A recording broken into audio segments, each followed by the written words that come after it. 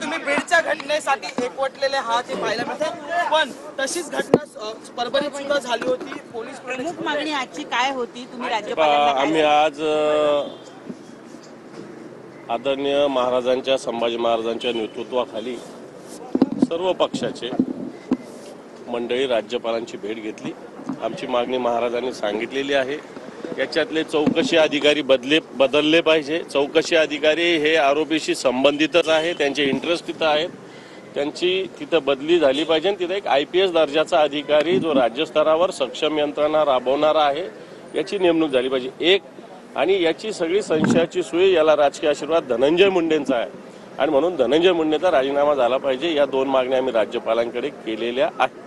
परंतु यापूर्वी सुद्धा अनेक वेळेला या मागण्या तुम्ही राज्य सरकारला सुद्धा केलेल्या आहे। राज्य सरकार आणि राज्यपाल मध्ये राज्य सरकार ऐकत नाही, म्हणूनच आम्ही राज्यपालांकडे आलेलो आहे।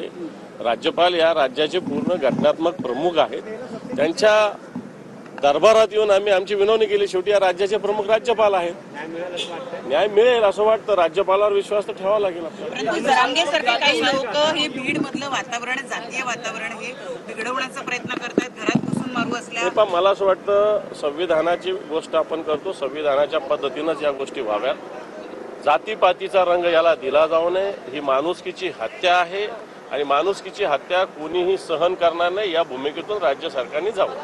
असाच एक मृत्यू परभणीत सुद्धा झालेला आहे, पण आम्ही कोणताही असं नाही, परभणीतला मृत्यूच्या विषयी सुद्धा आम्ही ही भूमिका मांडलेली आहे। याची चौकशी व्हावी। हा खून आहे, पोलिसांनी केलेला खून आहे। माझी विनंती आपण पाहतो राज्य सरकार ऐकत नसल्यामुळेच आम्ही राज्यपालांकडे आलो असं दानवे म्हणालेले आहेत। राज्यपालांना त्या सगळ्यांनी निवेदन दिलेलं आहे। आम्ही जी राजेंची मागणी केली तीच माझी मागणी आहे। राजेंनी केलेली मागणी राजेंनी जी मागणी केली तीच माझी आजची मागणी आहे।